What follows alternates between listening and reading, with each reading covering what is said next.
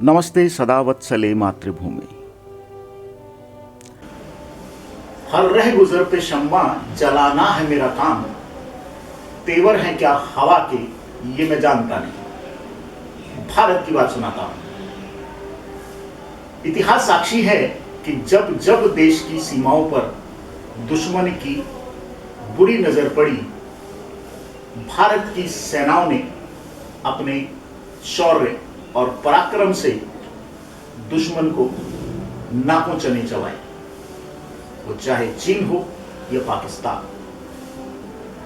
दोस्तों, आज मैं अनिल नैयर लाया हूं आपके लिए एक नई सीरीज और मिलवाऊंगा आपको भारत की सेनाओं के उन हस्तियों से जो पर्दे के पीछे रहे। हमारी आज की कड़ी में मेरे साथी ग्रुप कैप्टन नरेंद्र वर्मा जी के साथ हम बात करेंगे कमांडर वी.एन. त्यागी जी से। सर, भारत की बात सुनाता हूं परिवार में आपका बहुत बहुत स्वागत है। बहुत बहुत धन्यवाद अनिल जी। देश की डिफेंस सर्विसेज में एज ए ऑफिसर काम करना किसी भी भारतीय के लिए बहुत ही सम्मान की स्थिति है। और कमांडर वी.एन. त्यागी, आपसे मैं जानना चाहूँगा, आपने नेवी में ये सम्मान कब अर्जित किया? मेरा कहने का मतलब, आपने नेवी कब ज्वाइन की और कब तक इसमें आपने काम किया? धन्यवाद सर। जहाँ तक नेवी सर्विस का संबंध है, मैंने 1974 दिसंबर में भारतीय नौसेना को ज्वाइन किया और करीबन 13 साल तक सर्विस करने के बाद में मैंने 1988 में भारतीय नौसेना के अंदर कमीशन प्राप्त किया। मुझे एक अधिकारी ही नहीं, बल्कि मुझे नेवी के एक अंडर ट्रेनिंग से लेके कमांडर रैंक तक का हर तरह का तजुर्बा मेरे पास है। मैं 40 साल सर्विस करके 2014 जुलाई में सेवानिवृत्त हुआ हूँ। त्यागी साहब, आपने देश की बहुत लंबे समय तक एज ए नेवल ऑफिसर सेवा की है। आपकी बहुत अच्छी मीठी यादें रही होगी। कुछ ऐसी यादें जो आपको आज भी स्मरणीय हैं और हमसे शेयर करना चाहेंगे? मुझे आज भी याद है कि जब भारतीय सेनाओं को IPKF के लिए इन्वॉल्व किया गया था, तो मेरा जहाज़ उस समय ऑफ रामेश्वरम कंकोस्त्राई के कवरेज के लिए नियुक्त किया गया। और मुझे याद है, उस दिन दिवाली का दिन था। हम लोग रामेश्वरम से पूजा करके वापस जहाज़ में आ रहे थे कि अचानक अलार्म मिला और हमें एक्शन के लिए तत्पर रहने के लिए आदेश मिले। और उस समय में जहाज़ को बहुत ही गति के साथ हमें चलाना पड़ा। और कारण उसका ये था कि हमारे सामने एक बोट जो कि बहुत ही फास्ट स्पीड से जा रही थी, जिसको हमें चैलेंज करना था और रोकना था। उसको चैलेंज करते करते हम लोग सैलो वाटर की तरफ जाने लगे, क्योंकि वो सैलो वाटर जो एकदम कम पानी होता है, जहाँ जहाज़ ग्राउंड भी हो सकते हैं। जब वो जाने लगे तो हमारे को फायर ओपन करना पड़ा। और जब फायर ओपन किया तो 2 ही शॉट के अंदर वो लोग अपने शर्ट और झंडा लेकर खड़े हो गए कि हम पर फायर मत करो। हमने उन्हें आदेश दिए कि आप हमारे करीब आइए, हम आपको इन्वेस्टिगेट करना चाहते हैं।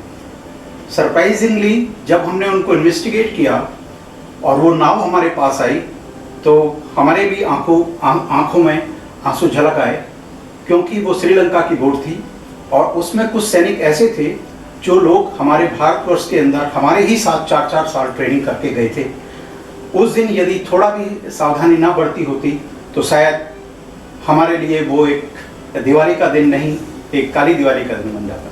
सर, वो कभी भी उस चीज़ को याद करके आज भी रोंगटे खड़े हो जाते हैं कि उस समय में यदि जरा भी कोई भी सैनिक छोटी सी भी गलती कर देता तो शायद एक डिसास्टर का रूप ले सकती थी। एज ए सैनिक आपने बहुत सी चुनौतियों का सामना किया होगा। आज भी देश के सामने बहुत सी चुनौतियां हैं। तो एज ए सिविलियन और रिटायर्ड ऑफिसर, आप क्या समझते हैं कि देश के सामने सबसे बड़ी चुनौती कौन सी है?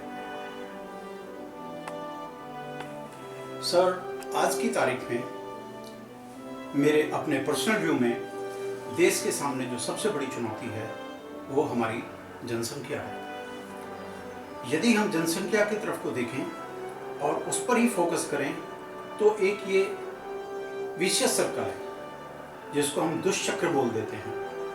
इस दुष्चक्र का इम्प्लीकेशंस इस तरह से है कि पॉपुलेशन है, पॉपुलेशन ठीक है, इसको हम यदि अच्छी तरह से सोचें तो ह्यूमन रिसोर्सेज है, हर देश के लिए, हर ऑर्गेनाइजेशन के लिए बहुत अच्छी चीज़ होती है, लेकिन एक्सेस में होना, जो रिसोर्सेज हमारे पास अवेलेबल हैं उन सब रिसोर्सेज का इसी एक्सेस वाली पॉपुलेशन से उसको कंज्यूम करना एक सबके लिए बहुत बड़ा क्वेश्चन मार्क होता है। जब ये रिसोर्सेज जो हमारे पास आज अवेलेबल हैं और अधिक जनसंख्या होने के कारण कुछ ही समय में वो जब समाप्त हो जाती हैं तो उसके साथ साथ में और भी दूसरे चक्र शुरू हो जाते हैं। जैसे यदि शॉर्टेज होगी तो पॉवर्टी आएगी, पॉवर्टी आएगी तो करप्शन बढ़ेगी, करप्शन होगी तो हमारे जो दूसरे इंस्टीट्यूट हैं, एजुकेशन हमारे बच्चों को नहीं मिल पाएगी। इन टर्न्स उनकी literacy will further bring poverty, because वही पॉवर्टी जो मैं देखता हूँ कुछ समाज ऐसा भी है साथ में जो कि सिर्फ अपना ये सोचते हैं कि पॉवर्टी को दूर करने के लिए घर में ज़्यादा मेंबर होंगे तो वो जाके ज़्यादा सर्विस करेंगे, ज़्यादा पैसा आएगा, इन टर्न और जनसंख्या बढ़ने लगती है। तो मैं खुद समझता हूँ कि आज की तारीख में यदि हम देखें, आज की तारीख तो नहीं पर पिछले 40-50 साल का यदि भारत का इतिहास देखा जाए तो एक जनसंख्या बहुत बड़ा मुद्दा बन गया है, जिसकी वजह से हमारी रिसोर्सेज कम होती जा रही हैं, पॉवर्टी बढ़ती जा रही है, इन टर्न्स करप्शन बढ़ती जा रही हैं और इसका सामाजिक तख्ते पर जो है काफ़ी असर पड़ रहा है। तो मैं कहूँगा पॉपुलेशन एक सबसे बड़ा फैक्टर है और इसके लिए शायद हमारी राजनीतिक पार्टियां भी कुछ हद तक जिम्मेदार हैं। हम तो जिम्मेदार हैं ही as a citizen of this country, लेकिन हमारा राजनीतिक स्तर भी इसके लिए कुछ हद तक जिम्मेदार है। जैसे आपने कहा कि जनसंख्या वृद्धि और बढ़ती जनसंख्या इस देश के लिए बहुत बड़ी समस्या है और आजकल सोशल मीडिया में भी हर आदमी इसका विरोध कर रहा है, चाह रहा है कि सरकार के प्रति कोई कानून बनाए, पर समाज का एक और वर्ग है जो इसको अल्लाह की दीन मानकर इस पे रोक लगाने से मना कर रहा है। तो आपके क्या विचार है इसके बारे में? देखिए सर, मैं समझ सकता हूँ क्योंकि मीडिया पर इस पे काफ़ी सवाल पढ़े जा रहे हैं, अखबारों में भी पढ़ा जा रहा है, सरकार भी इसके ऊपर कुछ हद तक बात कर रही है और मैं ये समझता हूँ कि ये एक ऐसा इशू है जो कि पहली बार इस देश के अंदर डिस्कस नहीं हो रहा। 1975 के अंदर भी गवर्नमेंट ने इसके ऊपर काफ़ी जोर किया और काफ़ी प्रोग्रेस भी हुई, लेकिन उसका इम्पैक्ट ये हुआ कि पब्लिक ने इसको रिजेक्ट किया। जहाँ तक आज की सिचुएशन की हम बात करें, मैं खुद चाहूँगा कि इसके ऊपर सरकार की तरफ से डेफिनेटली कुछ ना कुछ कानून आए और इसको फोर्स में लाया जाए और समाज को भी इसके बारे में सोचना चाहिए, दूसरे वर्ग को भी इसके बारे में सोचना चाहिए। जहाँ तक स्पेसिफिक वर्ग की बात की गई है उसके अंदर भी कुछ देखने को ये मिला है, जो पढ़े लिखे एजुकेटेड लिटरेट पीपल हैं शायद वो इस बात को समझते हैं और कुछ एक्शन भी इसके ऊपर लिए जा रहे हैं। सर, बहुत अच्छा सर के सवाल थे और बीच बीच में मेरे ध्यान में ये बात आई, क्या हमारी सेनाएं देश की सुरक्षा के लिए सक्षम हैं? आपका क्या कहना है? देखिए नयन जी, यहाँ तक देश की सेनाओं का सवाल है, राइट फ्रॉम इंडिपेंडेंस, मैं 1947 से और अब तक की बात करूँगा, भारतीय सशस्त्र सेनाओं ने 4 बड़े युद्ध देखे हैं और मुझे नहीं लगता कि सशस्त्र सेनाओं ने किसी भी युद्ध में भारत को नीचे देखने की नौबत लाए हों। सर, चीन और पाकिस्तान 2 हमारे मुख्य दुश्मन हैं जो कि हम वर्षों से देखते रहे हैं कि पाकिस्तान के बॉर्डर्स के ऊपर तो फायरिंग भी होती है, कंटिन्यू रहती है, कभी शेलिंग हो रही है, कभी फायरिंग हो रही है। अगर ऐसी स्थिति बनती है कि चाइना, क्योंकि उन दोनों भी राहु केतु की तरह दोस्ती कर रहे हैं, सो चाइना और पाकिस्तान अगर दोनों दोस्त बन के एक साथ उनसे हमें लड़ना पड़ा, उस कंडीशन में हम कहाँ स्टैंड करेंगे? जो हालात आज के हैं, ये उन हालातों को देखते हुए ये बहुत ही वाज़ेह सवाल है, और ना ही आप बल्कि मीडिया के अंदर भी, सोशल मीडिया के अंदर भी और जनरल पब्लिक के अंदर भी इस तरह के सवाल आज उपज ले रहे हैं। लेकिन मैं इस सवाल को जरा दो हिस्सों में बांट के चलूँगा। जी, देखिए, जहाँ तक पाकिस्तान और चाइना का संबंध है उसको एक एक करके पहले देखेंगे और फिर दोनों को मिक्स लेके आएंगे। जहाँ तक पाकिस्तान का सवाल है, पाकिस्तान से हमने पिछले 3-4 युद्ध अच्छे स्केल के ऊपर झेले हैं और सबका रिजल्ट हमारे सामने है। हमने किसी भी तरह से उनको अपने ऊपर हावी नहीं होने दिया, चाहे वो 1948 की बात थी, चाहे 65 की बात थी, चाहे 1971 की बात है या कारगिल की बात है। हमने बड़े अच्छे ढंग से उनको झेला है। ये तो एक लड़ाई, एक कॉन्फ्लिक्ट वाली बात है। लेकिन कोई भी देश लड़ाई या कॉन्फ्लिक्ट में जो जब जाता है वो पहले अपनी इकोनॉमिकल कंडीशंस देखता है। मेरे ख्याल से पाकिस्तान की अभी वो कंडीशन नहीं है कि वो किसी भी तरह से भारत की तरफ एक ऐसा विचार बनाए कि वो हमसे इस तरह से उलझे या किसी तरह से लड़ाई करने के मूड में बने। अब मैं चाइना की तरफ बात करता हूँ। मैंने एक शब्द इस्तेमाल किया कि कोई भी देश अपनी इकोनॉमी को देखते हुए आगे स्टेप रखता है। आज यदि हम चाइना की इकोनॉमी की बात करें, China second in number as far as GDP is concern आज के देश टाइम में है। लेकिन वो हमें ये समझना चाहिए कि उसकी इतनी अच्छी जीडीपी और ग्रोथ और इकोनॉमी जो है वो किन कारणों से है। शायद हम भी उसमें एक बहुत बड़ा मेजर रोल प्ले करते हैं। बिल्कुल। आज की तारीख में यदि हम देखें तो भारत $1 ट्रिलियन का ट्रेड उनके साथ में रखता है। राइट। कोई भी देश जिसके साथ में इतना बड़ा ट्रेड चलता हो, until unless some forcible things are there on him, will never ever dare to take this kind of पंगा and destroy his economy. तो मैं इकोनॉमी पॉइंट से देखूं तो चाइना ऐसा दुस्साहस नहीं करेगा। लेकिन चाइना की यदि हिस्ट्री और अपनी हिस्ट्री यदि हम देखें तो हजारों साल से हम साथ साथ चले आए हैं और अप्स एंड डाउन हमेशा हमारे बने रहे हैं, चाहे वो हमारे कल्चर पॉइंट से थे, चाहे हमारे सोशल पॉइंट से थे, चाहे हमारे एलएसी पॉइंट से। ये हमारे डिफरेंस बने रहे हैं। लेकिन हम कभी भी उस हालात में नहीं आए जैसा कि हमने 1962 के अंदर फेस किया है। और 62 के हालात उस टाइम पर ऐसे थे कि हम भी, मैं ये कहूँगा, एक प्रीमेच्योर बच्चे की तरह से थे, या यू कैन से टीनेज की तरह से थे।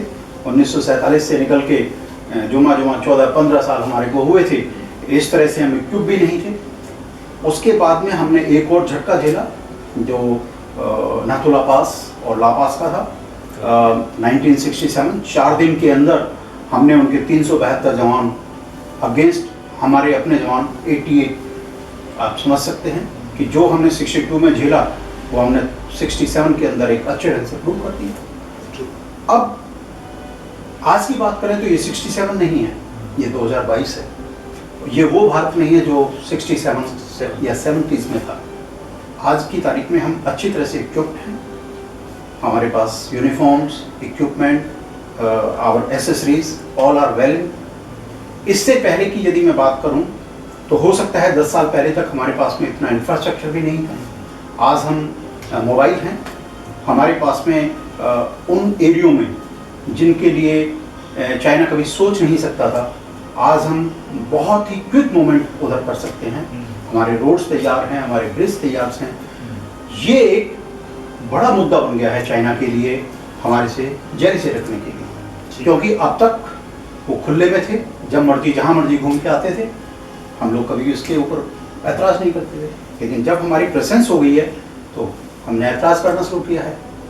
जहाँ तक रही बुलेट की बात, जैसे कि अभी आपने बताया कि पाकिस्तान के साथ तो हमारी क्रॉस फायरिंग हो सकती है, लेकिन चाइना के साथ नहीं। यस, हमारी पॉलिसी रही है कि हम 1967 से आज 2022 आ गए हैं, हमने कभी कोई बुलेट एक्शन नहीं की। पिछले 2 साल में जो डैक्लॉम का या लद्दाख का या अरुणाचल प्रदेश की टेरिटरी के अंदर जो ड्रिल पासेस हुई है, हम यदि उनकी बात करें तो उसको भी हमने बड़े अच्छे ढंग से और बड़े ही सख्त शब्दों के साथ में हमने उसका मुकाबला किया है। तो कहने का ये मतलब है कि चाइना को भी आज की तारीख में हमारी सेनाएं, हमारा देश, हमारा लीडरशिप अच्छा मैसेज दे रहा है, और मेरे विचार से चाइना इतनी जल्दी कोई ऐसा एक्शन नहीं लेगी। लेकिन सबसे बड़ी बात जो ये है, जिस तरह से स्थिति बनती जा रही हैं या बन सकती हैं, हो सकता है कि पाकिस्तान हमारे ऊपर कन्वेंशनल वार छेड़े, उसको सपोर्ट करने के लिए चाइना आ सकता है। एक कंडीशन ये बन सकती है। दूसरी कंडीशन ये हो सकती है कि जब पाकिस्तान हमारे ऊपर एग्रेशन कर रहा है, चाइना उस तरफ अपनी LAC को लेके हमारे साथ में दूसरे पैरन उठा सकता है। एक ये भी एक ऐसा इशू बन सकता है कि दोनों देश साथ में आ सकते हैं। यस, ऐसे हालात में ऐसा नहीं है कि हमारी सेनाएं उस कैपेसिटी में नहीं है कि हैंडल करें, लेकिन जहाँ तक मैं समझता हूँ, considering the trades, consider the economical conditions, none of them will come together and take a conflict. जीते जाते आज की तारीख में उसके उदाहरण हैं। रशिया और यूक्रेन को देख लीजिए, किस तरह से उनकी समस्या चली है, और आज 263 दिन हो गए लेकिन कोई भी सोल्यूशन नहीं निकला। NATO कंट्रीज जो हमेशा ये बोलते थे कि हम आपको हर तरह से सपोर्ट करेंगे, वो सिर्फ बैकअप कर रहे हैं, लेकिन फ्रंट पे कोई नहीं आ रहा। तो मुझे भी ये आशा है कि वो चाइना पाकिस्तान को बोल तो सकता है कि तुम आगे चलो, लेकिन ओपनली कभी नहीं है। तो उन चीज़ों को देखते हुए मैं ये कहूँगा कि ऐसी संभावनाएं बहुत कम हैं, पर यदि होंगी तो उसके लिए हमारे सशस्त्र सेनाएं, हमारी लीडरशिप और हमारे सिटीजन उसके लिए तैयार हैं। भारत की बात सुनाता हूं चैनल पर आज हम देख रहे हैं डायलॉग विद वेटरन्स। हमारे साथ हैं commander VM Tyagi ji. Sir, आपने जो अभी कहा कि स्थिति ऐसी नहीं बनेगी, आई एग्री विद यू, लेकिन मेरा एक सवाल ये है कि अगर हम बस भी सोचें, मान लेते हैं कि एक बार ऐसी स्थिति बनी कि पाकिस्तान बॉर्डर पर भी हमें लड़ना पड़ रहा है और चाइना बॉर्डर पर, एग्रीड के दोनों बॉर्डर पर सेनाएं हमारी सक्षम हैं। मेरा सवाल यहाँ ये है कि अगर उन परिस्थितियों में देश के अंदर भी हालात बिगड़े, उन परिस्थितियों को हम कैसे संभालें, जो कि लगता है कि ऐसी स्थिति बन सकती है। बहुत अच्छा अनिल साहब, जैसा मैंने बताया कि ये चीज़ें आजकल काफ़ी चर्चा में हैं कि यदि ऐसा होता है कि हमारी सेनाएं दोनों फ्रंट पर एंगेज हैं और तीसरा फ्रंट यदि हमारे अंदर ही खुल जाता है, तो बहुत बड़ी समस्या हमारे लिए बन सकती है। अब जब हम तीसरे फ्रंट की बात करते हैं तो ये एक बहुत ही दुर्भाग्यपूर्ण और बहुत ही खतरनाक फ्रंट है। अब मैंने जो शब्द कहे हैं कि खतरनाक फ्रंट है, वो ये है कि जैसा कहावत है कि यदि बाढ़ खेत को खाने लगे तो खेत का सत्यानाश हो जाता है। वो ही कहावत यहाँ पर एप्लीकेबल भी होती है कि यदि हमारे ही अंदर हमारे ही कुछ साथी या ग्रुप या हमारे सिटीजन ऐसी कोई एक फॉर्मेशन ले लें कि वो अंदर ही हमें डैमेज करने लगें, तो ये भारत के लिए बहुत दुर्भाग्य की बात होगी। अब इसी चीज़ को मैं थोड़ा सा और एलोबरेट करता हूँ। ऐसा नहीं है कि आज ऐसे संगठन इस देश के अंदर नहीं है। यदि हम देखें, हमारा कश्मीर, हमारी ईस्टर्न स्टेट्स, हमारे नक्सलाइट ऑपरेटेड एरियाज़, वो सब इस चीज़ से प्रभावित हैं। और इसमें कोई शक नहीं है कि उनके साथ साथ में एक चौथा ग्रुप भी ऐसा है जो कि देश को हमेशा नीचे रखना चाह रहा है। ऐसे टाइम पे यदि ऐसी स्थिति बन जाती है और ये सब लोग कलेक्टिवली अपना एक्शन करते हैं, तो मुझे कहते हुए बिल्कुल भी हिचक नहीं है कि ये लोग सेना की सप्लाई जो बॉर्डर पे जानी चाहिए, ये उसको भी डिस्टर्ब करेंगे, ये उसको वहाँ तक पहुँचने नहीं देंगे, और इन टर्न हम उधर से भी इफेक्टेड होंगे और अंदर से भी इफेक्टेड होंगे। लेकिन थोड़ा सा यदि हमारी सामाजिक चेतना बढ़े तो हम इन सब चीज़ों को ओवरकम कर सकते हैं। इसको कि सोशल कॉन्शियसनेस के अंदर मैं यदि बात करूं तो इसके 7-8 मेजर फैक्टर्स हैं। यदि हम सोशल कॉन्शियसनेस लेके आएँ, पब्लिक को इस बारे में जागरूक करें कि हमारे साथ ऐसा ऐसा हो सकता है और हमारे इसके उपाय ये हैं, तो मेरे ख्याल से कुछ जागरूकता बनेगी। अब यदि हम जागरूकता की बात करें, मोरल और एथिक्स बहुत बड़ी दोनों शब्द हैं। इसका जिम्मा हमारे नागरिक को अपना मोरल और एथिक्स के रूप में लेना चाहिए। उनको अपने आसपास की अवेयरनेस होनी चाहिए कि वो कहाँ रह रहे हैं। आजकल जैसा कि ट्रेंड चल रहा है, सब लोग फ्लैट में रहते हैं, फ्लैट के अंदर से नेक्स्ट डोर उन्हें ये पता नहीं है कि क्या हो रहा है। बहुत सारे आजकल उदाहरण देखने को मिल रहे हैं। कल परसों दिल्ली के अंदर ही एक ऐसा केस हुआ है कि मर्डर हो जाता है और आसपास जो सिटीजन हमारे रह रहे हैं उनको ये भी पता नहीं कि यहाँ पे कौन आदमी रह रहा था, क्या उसका मोडस ऑपरेंडी रहा है, क्या उसका बिहेवियर रहा है। तो ये स्थिति से हमारे को इसमें बहुत सुधार लाने की आवश्यकता है। यदि हमने इन सब चीज़ों को ओवरकम कर लिया तो शायद ये जो इंसिडेंट्स हम एक्सपेक्ट कर रहे हैं, हम इनको कंट्रोल कर सकते हैं।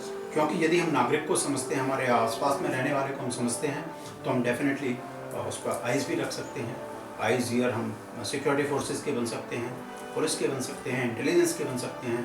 हम ये सब चीज़ें कम्युनिकेट कर सकते हैं उनको कि हमारे आसपास में क्या हो रहा है। अब इसी को देख लीजिए, यदि हमारी रिस्पॉन्सिबिलिटी, हम जो एज ए सिटीजन सारी रिस्पॉन्सिबिलिटी हम यदि लेनी शुरू कर लें इस तरह से, तो हम इनको ज़्यादा बढ़ावा नहीं दे सकते, हम इसको कंट्रोल कर सकते हैं। एक बहुत ही जो है इंटरनली, और इसके लिए थोड़ा सा समाज को भी उठना पड़ेगा और गवर्नमेंट को तो अवेयरनेस करानी चाहिए। हमारे आपने कुछ एग्जाम्पल दिए कि कुछ एनजीओस या कुछ और लोग, संस्थाएं जो है वो राष्ट्रीय चेतना में एक बहुत अच्छा कंट्रीब्यूशन कर सकती हैं।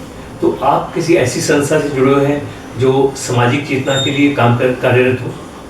इसका नाम अखिल भारतीय पूर्व सैनिक सेवा परिषद है।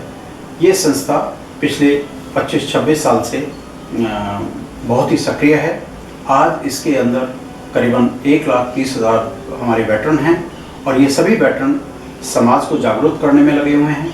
समाज के साथ में एनवायरनमेंट को देखना है, पब्लिक इश्यूज देखने हैं, वेटरन्स इशू देखने हैं, इस सब में वो लगे हुए हैं। और पब्लिक को ये भी अवेयर कराते हैं कि समाज के अंदर क्या क्या त्रुटियां हैं और उनको किस तरह से हम पूरा कर सकते हैं। इस संस्था के साथ में मेरा जो अपना लगाव है वो करीबन 14 साल पुराना हो चुका है और आज मैं एक जनरल सेक्रेटरी हरियाणा की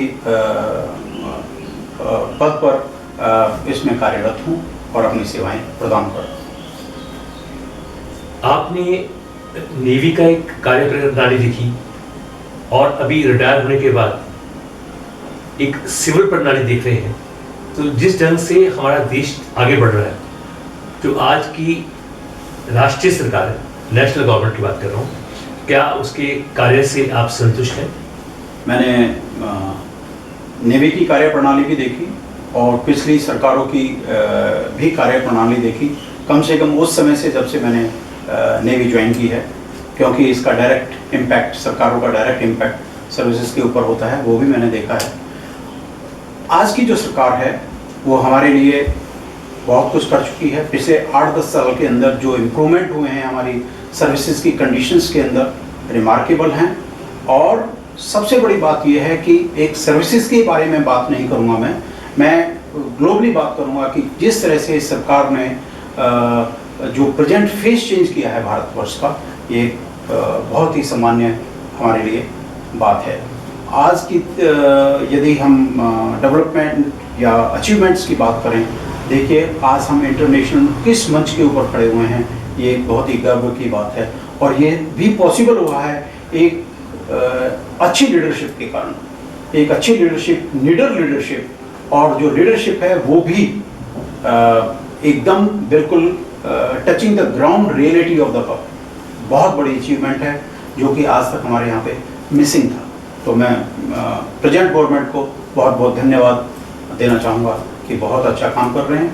और मैं आपकी बात को थोड़ा सपोर्ट भी करना चाहूँगा सर, कि जो मेरे मित्र या रिश्तेदार कुछ हॉलैंड में, इंग्लैंड में, अमेरिका में रहते हैं, उनका जब उनको फीडबैक मिलता है तो वो जब यही कहते हैं कि आज एक भारतीय होने के नाते हम सीना चौड़ा करके चलते हैं कि हम भारत के नागरिक हैं या उस भारत से बिलोंग करते हैं जिसमें आज का आधुनिक भारत आगे बढ़ रहा है। मैं आपसे सहमत हूँ सर। समाज को या देश को आपकी तरफ से संदेश। धन्यवाद सर। जहाँ तक संदेश की बात है, मैं अपने सभी देशवासियों को अखिल भारतीय पूर्व सैनिक की तरफ से और अपनी तरफ से भारत की बात सुनाता हूँ। चैनल के माध्यम से ये संदेश देना चाहता हूँ कि हर नागरिक नेशन फर्स्ट को अपना नारा बनाए और उसी के ही कदमों पर चलते हुए, उसी की ही एक अपना एम समझते हुए कार्यरत रहे, जिससे कि जो सेल्फ सेंटर्ड समाज है वो अलग हटे और देश की तरफ सोचे। यदि देश की तरफ आप सोचेंगे तो आप सुरक्षित हैं और हर तरह से आप अपना सब कुछ समाज और अपना जो भी कुछ व्यक्तित्व है वो प्राप्त कर सकते हैं। त्यागी सर, बहुत बहुत धन्यवाद आपका। हमारे इस नए कार्यक्रम की शुरुआत आपके माध्यम से हुई। भारत की बात सुनाता हूँ चैनल पर। अगर मेरा प्रयास आपको पसंद आए तो शेयर ज़रूर करिएगा, क्योंकि शेयर करने से खुशियाँ बढ़ती हैं। आपके कमेंट्स के इंतज़ार में। धन्यवाद, शुक्रिया, वंदे मातरम। वंदे।